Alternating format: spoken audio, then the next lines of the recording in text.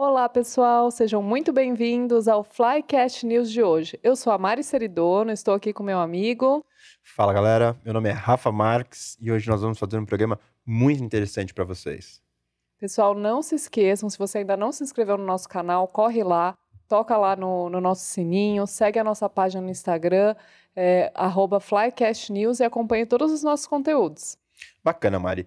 Para o programa de hoje, nós separamos uma matéria super interessante. Eu não sei se vocês perceberam, mas nós modificamos minimamente o formato do nosso programa. Antigamente nós falávamos diversas matérias, né, Mari? Íamos passando e comentando, e atualmente nós modificamos no contexto de nós apresentamos uma matéria e já trazemos aqui um especialista para falar com vocês a respeito desse tema. E o tema de hoje é um tema extremamente importante. Nós vamos falar um pouco sobre neurodireitos.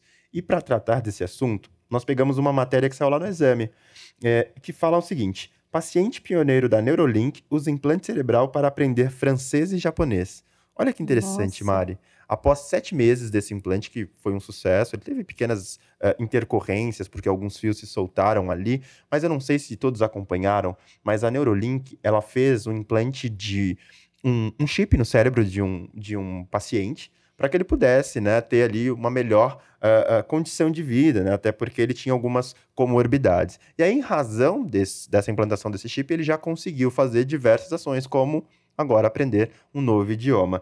E vale lembrar também que desde quando esse aparelho foi implantado, lá em janeiro, né, ele que é tetraplégico, teve uma evolução significativa frente às suas condições físicas, às suas condições neurológicas. Mas dentro de todo esse ambiente, né, Mari, nós temos aqui, acho que, alguns pontos de interrogação. E aí, para falar sobre isso, no nosso Papo com Quem Entende de hoje, nós trouxemos a nossa queridíssima Tati Coutinho. Seja muito bem-vinda, Tati. Muito bem-vinda, Tati. Se apresenta aí para nós, para o nosso público. Obrigada. Oi, pessoal. Tatiana Coutinho. Eu sou sócia do Lima Feixo Advogados, trabalho com privacidade, proteção de dados, cibersegurança e inteligência artificial. Quero agradecer pelo convite. E vamos, então, ao assunto chave aí do dia, que é neurodireitos. É isso aí, Tati. Primeiramente, eu quero te agradecer também por ter aceito esse convite. Para nós, é um prazer inenarrável tê-la aqui conosco. Tenho certeza que de tudo que eu tenho acompanhado do teu trabalho, esse é um tema que me chama muita atenção. Tenho interesse, inclusive, né, como um estudioso que sou, em aprender com você hoje. E aí, para a gente começar esse bate-papo, né, como a gente falou agora, sobre essa condição, né, essas novas tecnologias que estão surgindo, essas condições, né, que vão além, né, da nossa condição física, né? Elas passam a adentrar efetivamente a nossa mente. Como é que a gente pode minimamente ter, né, essa percepção, desde um contexto olhando para a relação direito homem-máquina e a relação de inovação para as condições aqui de tecnologia? Olha, eu estava até conversando com a Mari sobre isso. Vou dar um contexto aqui de como foi que eu cheguei a esse tipo de estudo. Olhando muito para privacidade, proteção de dados, cibersegurança, inteligência artificial, a gente sempre se interessa pelos temas que vão tangenciando esses 3 temas que são o cerne da minha atuação hoje. Então, quando saiu ali essas possibilidades de fazer essa integração homem-máquina, eu junto com meu sócio, o Bruno, a gente parou para sentar, para pensar, para fazer ali um brainstorm do que poderia trazer como impacto na nossa vida enquanto pessoa, na vida da sociedade, dos impactos que poderia causar na sociedade. E aí a gente pensou, poxa, ser humano, individualmente, sociedade como um todo, como é que o direito vai se relacionar com esses avanços tecnológicos? E o nosso dia a dia é esse. Então, a gente sempre olha para a proteção de dados, cibersegurança, inteligência artificial e pensa à frente. Até antes desse assunto virar ali um boom hoje nas redes sociais, a gente já tinha publicado um artigo no Estadão e falando exatamente das origens, de onde surgiu, como que poderia acontecer. Então, uma parte do nosso trabalho também é observar o movimento da tecnologia e do direito antes que ele se efetive, antes que ele se popularize. Porque, na verdade, neurotecnologias, neurodireitos e assuntos correlatos já remonta a 2 décadas de estudos. Então, com a popularização da inteligência artificial através da inteligência artificial generativa e com o potencial que a inteligência artificial pode trazer para neurotecnologias, é que a gente pensou no impacto disso na sociedade e no direito. Porque o direito, ele acompanha o movimento social. Então, foi assim que surgiu o aprofundamento nesse estudo. Tati, até assim, para a gente voltar umas casinhas, né, atrás, você poderia trazer para a gente assim, uma breve explicação do que seria essa neurotecnologia, né, e da onde surge, então, essa discussão de neurodireitos, assim. Então, o que significa isso, né, uma definição, para a gente se localizar no tema? Claro, assim, tem muitas fontes de pesquisa, a gente já fala aí de 2 décadas de pesquisa, então a gente não tem ainda um conceito fechado, tal qual a inteligência artificial, mas a gente tem aqui um caminho que pode nos levar para esse tipo de conceito. Então a gente pensa em neurotecnologias como uma tecnologia, em sentido amplo, que é capaz de, seja ela invasiva ou não, através da implementação de chip ou não, mas ela é capaz de fazer um rastreio das informações, das atividades neurais. E aí ela pode trazer algum tipo de intervenção ou não. Então, quando a gente fala em intervenção, a gente fala em coletar, em manusear esse tipo de dado, de manipular esse tipo de dado. Prestem atenção que eu falei manusear e falei manipular. Então, são coisas distintas, né? E também influenciar, gerar inferências. Então, essa tecnologia é como uma outra tecnologia qualquer, mas ela tem como objeto de coleta de dados a mente humana. Nossa, isso é muito maneiro, né? E aí, falando pra vocês, viu, galera? A gente observa que quando eu era pequeno, a gente tinha aquela discussão, né? Não sei, os que não acreditam, enfim, mas da marca da besta, né? Mas fica meio que, meio que nos levando para um caminho. Né? Porque até que ponto, né? Nós temos uma discussão ética aqui de que eu não estou sendo manipulado ou dando a permissão de que isso seja manipulável do ponto de vista homem-máquina. Eu falo porque semana passada teve uma discussão sobre uma IA generativa no Japão que ela, por si só, ela não tomou consciência, obviamente, mas ela assumiu o comando frente a algumas ações para que não tivesse intervenções humanas. Eu até postei isso no meu Instagram, depois eu posso colocar aqui a matéria. Nossa. Saiu num canal do History. E achei super bacana, porque é o que a Tati trouxe, né? Então, essa discussão ética, e a gente olha para diversos contextos, né? A gente tem ali as pessoas que eventualmente têm algum tipo de transtorno, seja questões mentais ou transtornos de comportamentos, e aí acabam se tornando adictos, se tornando criminosos, e aí olhando para esse contexto de modulação, né, que é o que você nos traz, né, então capta e manuseia de modulação de consciência ou de inferição da condição humana, porra, a gente, assim, desculpa, eu sei que você é uma estudiosa, mas aqui como uma pessoa totalmente distante desse tema, mas pra gente parece muito instigante, né? Então, beleza, ao invés de prender um cara a 70 anos, então eu vou lá, boto um chip na cabeça dele, reprogramo aquele cara para que ele minimamente se torne uma pessoa que esteja adequada à sociedade. Mas aí entra o contexto ético, né? Até que ponto a pessoa está adequada à sociedade? Qual é o ponto de vista de estar adequado à sociedade, né, Tati? Sim, na verdade, o que a gente trabalha muito com 2 pontos. Um é que vai para o lado que você estava comentando agora, que parece que é uma coisa de ficção científica, né? E o outro é a realidade. E mais vou colocar mais um, que é a possibilidade de avanço tecnológico que chegue a tal ponto. Então, hoje a gente fica aqui tangenciando entre 2 correntes. Então, tem uma corrente que é mais cética, de que acompanha ali mais os desenvolvimentos de neurociência e fala, olha, não, a tecnologia ainda não está nesse ponto, então será que esse é o momento de regular? Então a gente começa a pensar nesse ponto. Tem esse ponto ético, mas tem aquela dor do regulador e do desenvolvimento tecnológico, que é um ponto bastante interessante. Quando regular uma nova tecnologia? Quando ela está nascendo? quando ela já se implementou, quando os riscos se efetivarem de fato na sociedade. Então, tem esse risco, sim, e é por isso que há um apelo global pelo desenvolvimento ético das neurotecnologias com o implemento de inteligência artificial. Há, sim, até um certo medo, um receio no imaginário coletivo de que haja esse tipo de manipulação ao ponto de você perder a linha entre o que é humano e o que é manipulável, que já extrapola a questão humana. Então, é algo para se pensar, para se criar em cima disso, né? Sim, não. Quando a gente fala disso, né, o recorte que eu trago é muito no contexto da aplicação do direito material, né? Então, a gente tem que ter um fato típico e efetivamente antijurídico, olhando ali para um contexto criminal. E aí, trazendo, né, essa possibilidade de você ter, sei lá, uma interferência externa sobre o pensamento de alguém, cara, é muito louco muito isso, invasivo, né, a princípio.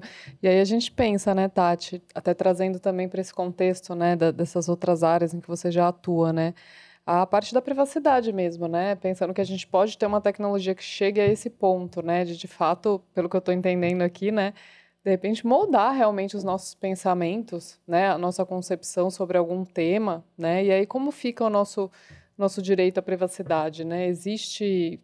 Fala um pouquinho para nós, como é que está essa parte de regulamentação, né? Assim, a gente já tem alguma coisa? Qual que seriam as fontes, assim? Hoje, o que a gente tem de material, olhando assim para regulamentação em sentido amplo, a gente bebe muito da fonte de soft laws, que são iniciativas da OCDE, iniciativas da Unesco, iniciativas, inclusive, de ambiente de pesquisa, produção de pesquisa científica. Inclusive, os neurodireitos, ele bebe de uma fonte científica, que ele vem de duas correntes, que tem o Adorno e o Ienca, mas também vem de uma outra corrente de Colômbia, que é o Rafael Just, né? O Dr. Rafael Just, que é um neurocientista que trabalha ali dentro de um projeto da Brain, capitaneado no governo de Barack Obama. Na Universidade de Colômbia, ele desenvolve essa pesquisa e chega ao ponto de compreender que o que temos hoje de direito, de regulamentações, não seria capaz de preservar a privacidade mental. Então, essa iniciativa primeira de pensar em neurodireitos surgiu na academia. E não foi por um operador do direito, foi por um cientista. Então, a gente tem 2 pontos aí para pensar. Estaria esse cientista apto? Eu aqui, né, como pensadora do direito, não aqui questionando toda o arcabouço, a genialidade do professor Just, mas estaria um cientista apto a tomar aí a frente da corrida sobre o que seria, o que atenderia essas questões de direitos, mas veio dessa fonte, né? Então, ele vem e traz para a gente 5 neurodireitos, a partir também dessas fontes de soft law que já existiam. Lembra, eu sempre gosto de relembrar que a gente tem aí 2 décadas de estudo anterior sobre o tema neurotecnologias e neurodireitos. E aí vem essa proposta do professor Rafael Just pela NeuroRights Foundation, que traz para a gente 5 neurodireitos, que é direito à identidade pessoal, livre-arbítrio, a privacidade mental, como a gente estava falando anteriormente, acesso igualitário a esse tipo de tecnologia e também a promoção contra vieses. E a partir desse complexo de direitos que o Rafael Just traz para a gente vê outras iniciativas, como a iniciativa do Chile, a iniciativa do México, alguma iniciativa aqui no Brasil. A gente já tem 2 iniciativas no Brasil, que é a PEC, né? 29 e 2023, se eu não me engano, salvo engano, 29 e 2023. E também o Rio Grande do Sul trouxe uma carta. Na verdade, alguns artigos na Constituição Estadual. Então, a gente está caminhando. Tem também o Colorado, Estados Unidos, que já trouxe também essa previsão legal. Mas a gente está caminhando para algumas iniciativas legislativas que trazem o tema. Não são todos na mesma direção. Então, o Chile, eu sei que foi adepto à corrente do Rafael Just, mas não há um consenso global de que se de fato tem que se legislar sobre novos direitos. Há, na verdade, uma corrente que acredita que sim, que o que a gente já tem de lei hoje não atende à questão de privacidade, à questão de proteção de dados, e tem uma corrente que acredita que não é necessário, que a gente já tem os direitos fundamentais, a gente já tem algumas iniciativas de legislação sobre inteligência artificial, porque se a gente for parar para pensar que neurotecnologias não necessariamente elas têm o implemento de inteligência artificial, a gente tem aí pelo menos duas vertentes. As neurotecnologias que não usam inteligência artificial e as neurotecnologias que utilizam o implemento de inteligência artificial. Para as que utilizam o implemento de inteligência artificial, será que a lei, a iniciativa que se pretende regular a matéria de inteligência artificial já abarca esses direitos de privacidade, principalmente privacidade mental? Tati, eu penso que, olhando dentro desse contexto, por óbvio, se ter mais leis talvez se tornaria complexo e irregular.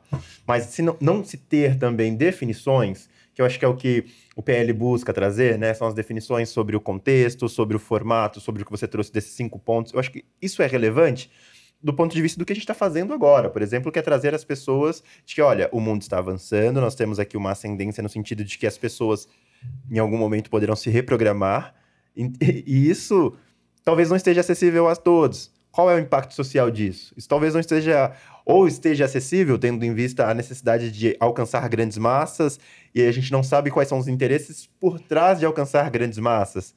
Então, a minha percepção é que sim, é necessário ter esse papel, né, de responsabilização e de responsabilidades frente à utilização dessas novas tecnologias. Mas, sobretudo, a gente não pode impactar, obviamente, o desenvolvimento tecnológico e a evolução da humanidade, tá? Porque isso é uma corrente que segue, né? Não tem como a gente bloquear. Mas eu estava até olhando, né, sobre esse contexto da proposição do PL, né? E que ele fala até, inclusive, no formato em que as empresas precisam destacar, né, o contexto dos neurodireitos ali no 19, em específico de que as pessoas tenham autonomia sobre o formato dos seus pensamentos. Então, olha que loucura. A gente está falando aqui, pessoal, de que em algum momento você pode sim ter um chip aí formulado, né, seja, como você falou, intrusivo, né, no seu cérebro. Em algum momento, né, sabe aquele pensamento intrusivo que você fala assim, vontade de comer um pudim? E aí você vai lá e materializa, abre a geladeira e come. E pode sim que esse chip te reprograme, vem esse pensamento, mas olha, você tem uma glicose alterada, sei lá, você tem uma diabetes, ou você tem tendência a uma gordura X, PTO, não faça isso e você vai perder a vontade, porque ele vai mandar, né, uma condição para o seu sistema nervoso central, né, por estar no seu cérebro, e aí acaba tomando ações frente às suas necessidades fisiológicas, mas as decisões são suas. Então, eu acho isso muito complexo ainda. Na verdade, as decisões são minhas até a segunda página, né? Porque, na verdade, você está sendo influenciado a produzir esse tipo de pensamento. E é exatamente nesse ponto, nesse domínio, que se quer regular esse tipo de neurotecnologia. Porque você falou para o benefício. Se a gente for olhar o artigo 13 do PL... que pretende regular a inteligência artificial, o preliminar, você vai ver lá no item de tecnologias vedadas. Me parece que é risco excessivo, salvo engano. Você vai ver que as tecnologias que influenciam o comportamento, que tenham impacto na saúde, contra a saúde ou a vida, que Você vai ver também que ele fala sobre influência de comportamento. Então, já tem uma pretensão aí de se regular de uma forma, não o input da tecnologia, mas o output. Olha, se essa tecnologia, se essa neurotecnologia, e aí eu estou usando intencionalmente para neurotecnologia, lógico que ali está num sentido genérico, a tecnologia em si. Se essa neurotecnologia, ela me leva a ter um comportamento que tem influência negativa na minha saúde, esse tipo de tecnologia, ele é vedado. Se esse tipo de tecnologia, ele é usado para fazer inferências, para aproveitar vulnerabilidades, esse tipo de tecnologia, ele deve ser, esse tipo de inteligência artificial, deve ser vedado. Então, assim, já se pretende, em alguma medida, regular isso dentro do PL, ali no seu texto preliminar. E aí a gente vê no PEC, uma intenção de falar também sobre revisão algorítmica, revisão de decisão, alguma coisa sobre algoritmo não discriminatório.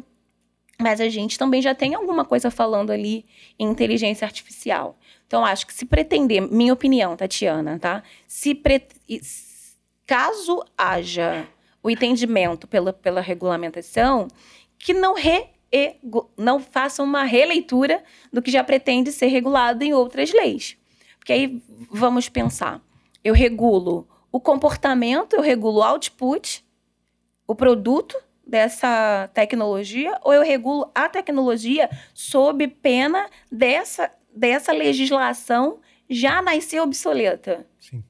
Então, a gente tem que ter muito cuidado nas técnicas legislativas que vão ser adotadas, porque a gente tem experimentado isso com a Lei Geral de Proteção de Dados. Inicialmente, ela veio como uma lei geral, uma lei principiológica, e aí fez um movimento inverso, né? Foi aí consagrada como direito fundamental. Então, a gente tem visto que o processo legislativo, a estratégia legislativa, ela está andando de trás para frente. E aí, quando você pretende regular um direito fundamental constitucional, né? Com previsão constitucional, sim, o que se espera aqui? É que, de repente, que se tenha uma lei que trate sobre o tema especificamente. Boa. Isso não é uma obrigação, não é uma regra, mas é o que se pretende. Eu acho complexo do ponto de vista da aplicação do dia a dia, porque depois a gente teria que pensar numa agência ou numa autoridade regulatória para poder fazer essas definições e essas ações práticas. Mas olhando aqui, né, do ponto de vista dos dilemas éticos mesmo, né, que surgem a partir, sim, dessas ações, né? E aí até encaminhando dentro do que a gente trouxe ali da Neuralink, porque isso já está acontecendo fora do Brasil. As pessoas já estão implementando esses chips. O carinha já está aprendendo a falar, sei lá, francês, chinês, era um tetraplégico, está tendo evoluções. Tá, quais são os dilemas éticos entre pensarmos que estamos conectando uma tecnologia dentro do cérebro humano? Porque até então nós tínhamos ali algumas tecnologias que já eram intrusivas, né? Tipo, sei lá, você é uma pessoa amputada, daí você tem uma prótese. Tudo bem, a gente pensa no contexto de similaridade. Eu faço uma transfusão de sangue, enfim, eu faço uma questão do coração, do rim, afins, mas quando a gente entra no contexto de autodeterminação, né, de tomar ações e fazer situações, né, ter as percepções sobre situações, eu acho que esse também é um ponto que a gente vai encontrar grandes desafios, né, Tati? Sim, da onde que vem esse desafio? Qual que é? Eu sou uma pessoa muito curiosa, né? Então, eu não consigo falar nada eu sou processualista, raiz. Então, a pessoa tem que dar o ponto inicial do pensamento. Qual foi o ponto inicial do pensamento? Beleza, eu tenho neurotecnologias que elas podem ser intrusivas, invasivas ou não invasivas. Chip da Neuralink, que você põe dentro, né? Não é bem dentro do cérebro, mas é dentro da caixa craniana. E você tem ali as não intrusivas, né? As não invasivas. E aí você pensando, tem outras, tá? Tem outros modelos, mas aí fica técnico demais pra gente falar aqui. E aí a gente pensa na seguinte possibilidade. As intrusivas, elas têm, assim, uma função mais de monitoramento, de fazer aquela coleta mais do ritmo ali das atividades cerebrais e tudo mais. E as não invasivas, elas vêm ali, uma coisa fácil para a gente imaginar, um eletroencefalograma a seco. E aí a gente está falando muito... Tá, peraí, galera. Momento cultural. O que seria isso? O eletroencefalograma é um exame que a gente faz geralmente para ter acesso exatamente desse padrão da atividade cerebral. Então a gente consegue, por exemplo, pensar, a pessoa tem ali algum distúrbio na sua atividade mental. Pelo eletroencefalograma, ele traz pra gente um resultado muito parecido com cardio. Com eletrocardiograma. É muito parecido. E aí, você também tem... E aí, ele não precisa colocar nada dentro da cabeça de ninguém. Você faz esse exame a seco. Ou seja, sem indutores. Hoje já não precisa mais passar gel. É a seco mesmo, como se fosse muito mal comparando, como se fosse uma fotocópia. Tá? É a seco mesmo. E aí, então, você tem essas... Estou trazendo aqui duas possibilidades. E aí, a gente está falando, por exemplo, quando você fala na matéria, a atividade principal, a finalidade principal era por questões de saúde. O cara era tetraplégico, né? Para fazer o quê? Um implemento de melhoria no movimento dele, para qualidade de vida, para saúde. Vamos colocar assim, o cara não conseguia fazer nada. Ele consegue agora jogar, ele consegue... Tá aprendendo outras línguas. A partir da visão, né? Imagina, ele não se mexe. Então, a partir da visão, ele consegue jogar, mexer no celular, mexer no computador. Então... De novo, né? Existem benefícios frente às ações que foram implementadas. Exatamente. Né? E aí a gente está falando de saúde até então. Só que, qual foi a nossa preocupação? Essa tecnologia, ela migra do campo da saúde, do estudo científico, e vem para o dia a dia da comunidade, da sociedade, nos seguintes ramos: marketing, neuromarketing. Ela vem para entretenimento. Um exemplo bem bacana que a gente pode utilizar são esses óculos de realidade virtual aumentada. Ali também tem coleta de dado neural. Sim, só a íris, né? Exato, tem a questão da íris, né, que tem uma empresa mais focada na análise de íris. Ali também é uma grande possibilidade de captação desse dado neural. Outra possibilidade, bem-estar. Outra possibilidade, que aí já entra dentro do desdobramento da finalidade secundária desse chip que foi implantado por Neuralink, é a questão do implemento cognitivo. Então, preste atenção. Se eu uso um dispositivo, seja ele invasivo ou não, que ele me coloca numa condição de superioridade, quando eu falo implemento, é uma adição. Implemento cognitivo, ele traz a impressão, ele traz o conceito primeiro de que eu quero melhorar o meu repertório. Qual tipo de repertório? O que você desejar. Ele desejou aprender outras línguas. Ninguém aprende japonês e francês de uma hora para outra. 7 meses. Então, isso é um implemento cognitivo. Agora, vamos levar isso para o ambiente de trabalho. Eu, Tatiana, tenho um implemento cognitivo frente a Mari. Qual que é a minha vantagem em ter esse implemento cognitivo em detrimento do meu par? Do meu semelhante. Agora vamos levar isso para o contexto Brasil. Que já é um país em que 56, 57% da população é formada por população negra, que traz aí inúmeras vicissitudes de um processo de colonização, onde há uma desigualdade gigantesca, tanto questões de ensino quanto questões de trabalho.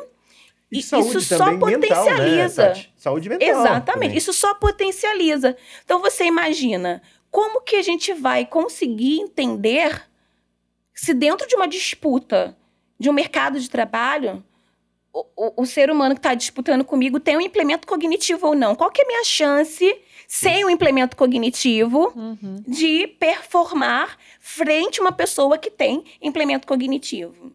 Pensa no ambiente de escola. Mesma situação. Mas tu acha que, efetivamente, essa situação, tá? A gente tá falando isso em um caso específico, Starlink, e aí temos ali diversas discussões, né? Não vou entrar no mérito, mas... Sim. Tá. Alcançamos grandes massas. Você acha que isso seria... É algo que, dentro do campo da aplicação prática, seria... Viável. Possível, Aí né? a gente fala sobre acesso igualitário, que é um dos 5 direitos que o Rafael Yust propôs. Tá, mas eu digo em termos de financiamento. Você acha que alguém tem interesse em proporcionar isso para a grande massa? Você acha que isso aconteceria? Depende. Porque a gente pode estar falando aí de uma... Aí a gente volta para aquela fase do imaginário coletivo, da possibilidade das tecnologias mais avançadas.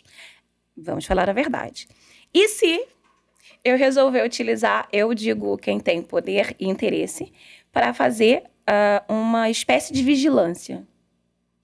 Para fazer, instrumentalizar ali, Vieses também. adiantar a questão de percepção de cometimento de crime. Hoje a gente tem aqui em São Paulo uma proposta aí de governo que pretende antecipar os crimes antes que eles se efetivem. No Rio tem já esse contexto das câmeras com inteligência artificial para fazer... A gente está falando de câmeras. Essa validação, A gente está falando de câmeras. E se a gente for... a gente pensar nesse implemento cognitivo, nesse implemento tecnológico, para antecipar o pensamento da pessoa delinquir. Mas aí a gente... Bom, enfim. Não, mas são num questões. Contexto de reincidência, Tati? Ou como é que... Aí depende do contexto. Depende do contexto que o ser humano lá, responsável, né, pela ação quer. Porque é possível você... O exemplo que o Rafa deu no começo, falando da glicose. Se é possível identificar que você tem a glicose alta, você não deve comer o doce, você tem o seu pensamento influenciado para não comer, eu posso fazer é possível se pensar numa hipótese de vigilância por meio de tecnologias. Um exemplo, esse cidadão aqui, ele tem esse perfil para delinquir. Então, esse aqui tem esse perfil para ter esse implante. Daí a gente volta... Esses são os perigos de impacto ético social. Isso tudo que a gente está falando aqui são casos hipotéticos, tá? A gente está divagando sobre o tema no contexto de que se efetivamente nós tivéssemos a possibilidade de ampliar essa tecnologia em um ambiente de grandes massas, talvez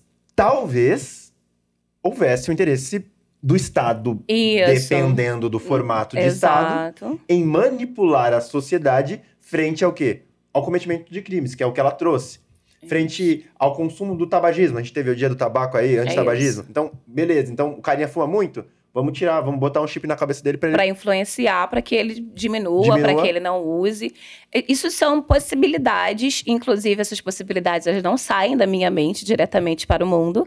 Elas estão previstas nas iniciativas aí de OCDE, Unesco, AICO, e também existe hoje uma iniciativa do Parlamento Europeu, saiu, deve ter 2 semanas mais ou menos, um paper falando sobre as classificações de neurotecnologias, como que elas poderiam ser classificadas, uma proposta, né, de classificação, como neurodados médicos, e aí seria dado de saúde, neurodados biométricos, e aí seria dado pessoal ou dado pessoal sensível, a depender do contexto, neurodados de classificação, que seria inferências de comportamento, e assim por diante.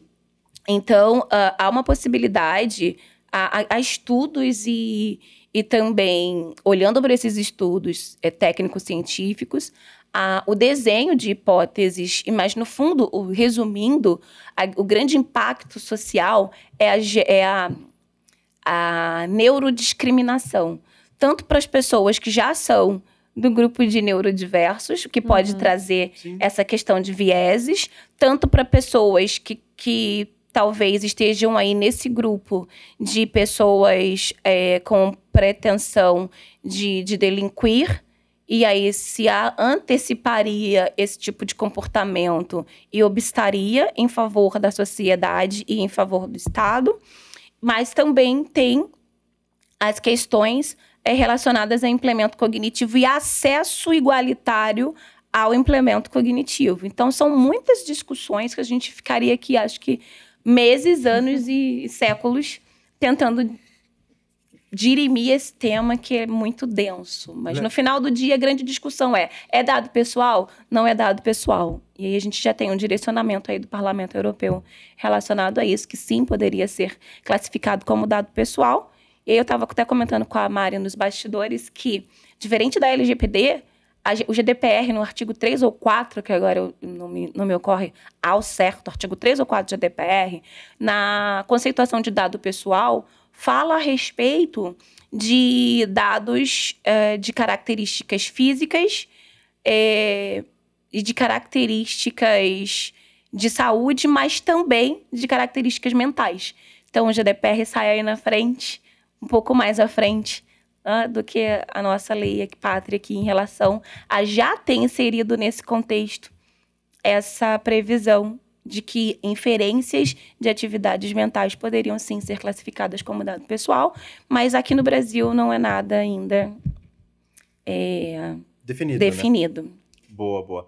Eu acho que esse é um caminho que efetivamente a gente vai voltar a falar disso em algum momento. Acho que até com essa evolução da inteligência artificial, que é o hype do momento, que vai se ter aí grandes outras discussões, acho que a gente consegue modular. Eu acho que a vida hoje ela está sendo efetivamente apresentada no contexto da aceleração e dos resultados. E aí a gente começa a modular quais são os interesses, onde a gente quer investir realmente o tempo.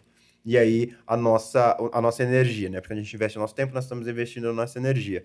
E quando a gente fala isso, né? E a provocação que a gente trouxe hoje não é, assim, do nada, né? Desarrazoada, é porque também recentemente nós tivemos aqui uma convidada que falou sobre as condições, né, da neurociência e específico, a mudança de comportamento sem um contexto de tecnologia, obviamente, dentro das técnicas que são aplicáveis, né, nesse formato de trabalho. E aqui agora a gente apresenta efetivamente que, não sei se vocês perceberam, mas a tecnologia começa a ganhar espaço em todos os aspectos da nossa vida, né? Poxa, eu não quero ter uma boa memória, eu não tenho uma boa memória, perdão. Então eu passo a formalizar ali um treinamento com a galera lá do PNL lá e tal. Quem não viu, volta lá, vê o episódio da Marcela, acessa lá o Instagram dela, o YouTube dela, vê lá o que ela produz, que são coisas legais. E tu muda o comportamento e começa a efetivamente ganhar ali uma evolução frente a essa necessidade. Ah, mas eu tenho muita grana, eu vou lá no Starlink, Starlink não, na Neuralink, e vou botar um chip na cabeça. Tá, e aí? Pode ser que, com base no que a gente falou, se tenha uma capacidade ali de aumentar a sua cognição e reprogramar para que você tenha uma memória melhor. Mas, cara, quais são os impactos disso na sociedade? Quais são os resultados? Porque nós não temos, né? Acho que o principal ponto de discussão, né, para a gente que pesquisa, é olhar a condição empírica, né? Quando você traz informações sem efetivamente uma grande massa de discussão ou outros estudos que efetivamente fundamentem aquilo. Então, você está partindo, entre aspas, do zero. Eu não me recordo, e aí Tati talvez possa me corrigir, na sociedade termos discussões a respeito desse formato de pensamento. Ou seja, eu quero instituir, e aí eu passo para uma outra frente, né? Beleza, eu estou instruindo pessoas para que elas tenham uma vida melhor, ou que elas se apresentem melhor na sociedade. Mas e se efetivamente eu tiver interesses escusos? Frente guerras, frente dominação, ideologias, né? Então, assim... Controle em massa de uma corrente em favor de uma corrente política ou não. São muitas possibilidades. A tecnologia, ela nos traz muitos benefícios, mas também traz esse confrontamento ético. Então, eu acredito que quando a gente fala de tecnologia em sentido amplo, independente de ser neurotecnologia ou as suas ramificações, inteligência artificial, Enfim, a gente tem sempre que fazer o exercício de repensar como que isso reverbera na sociedade. Isso é muito legal, cara. Eu acho que, Tati, de novo, olhando até, né, para o que a gente quer fazer no dia a dia, desde os nossos trabalhos, né, todos nós aqui mexemos com alguma vertente do direito ou tecnologia, quais os conselhos aí você apresentaria para o público frente à exposição dessas novas possibilidades? Não que as pessoas já passem a consumir, mas acho que a gente tem aí que tangenciam, né, essa condição, né? Porque se a gente for falar de smart cities, né, tipo de cidades inteligentes, por exemplo, o contexto efetivo dessa correlação entre o seu direito de ir e vir, as suas necessidades e, enfim, o que você traria assim para o público frente à exposição dessas novas tecnologias? Como agir, como efetivamente se relacionar? Tanto as pessoas que são empresas, né? Porque se tem uma necessidade, né? O Hanashiro falou algo muito legal esses dias, né? Ser pioneiro custa caro, né? Eu acho que isso é muito bacana. O cara tá se expondo lá, né? A gente vê, Sim. ele tá se expondo, ele tá fazendo ali, tá, enfim, fazendo coisas extremamente disruptivas, mas isso pode ter um custo elevado para a Sim. sociedade. Tanto que, vira e mexe, a gente tem observado que o movimento que ele tem feito é contrário à evolução das novas tecnologias, porque, de alguma forma, a gente percebe que outras frentes superaram, inclusive, essa tecnologia, né, Tati? Sim. É o que eu sempre falo, assim, como que funciona isso na minha cabeça? Eu acho isso tudo muito, muito disruptivo mesmo, mas em termos práticos de população, a gente precisa começar a criar dentro da gente o sentimento de que eu faço parte, enquanto população, enquanto sociedade, desse movimento de transformação das eras. A gente nunca presenciou, acho que, um processo de desenvolvimento tão veloz.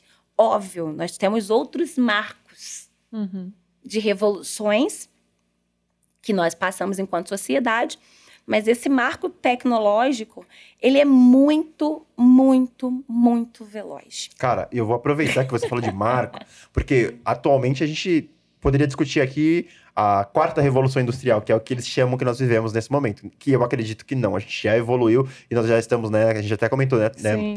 Mari, perdão, sobre A quinta revolução. a quinta revolução e a sociedade movida a dados. Então, falando de quinta revolução, eu vou apresentar aqui o meu livro, galera. Eu participei aqui como coautor de um artigo nesse livro, que se chama Jurídico 5.0, que fala muito sobre isso, sobre um novo formato de fazer as coisas, um novo formato de tecnologia e, inclusive, de entender como o direito precisa se posicionar em relação a tudo isso que a gente está vivendo, né, Tati? Exatamente. Então, não tem para onde fugir. Eu costumo sempre falar nas minhas palestras, nas minhas participações, a construção aí, junto com a nossa consultoria, com o nosso escritório, é que, de uma forma muito divertida, a gente está vivendo na prática a teoria tridimensional do direito, que é fato, valor e norma. O fato já está posto.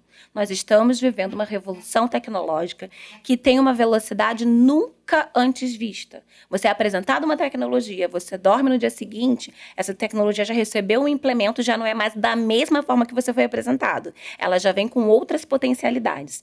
Então, é um fato, nós já estamos vivendo isso. Então, a gente passa para o valor.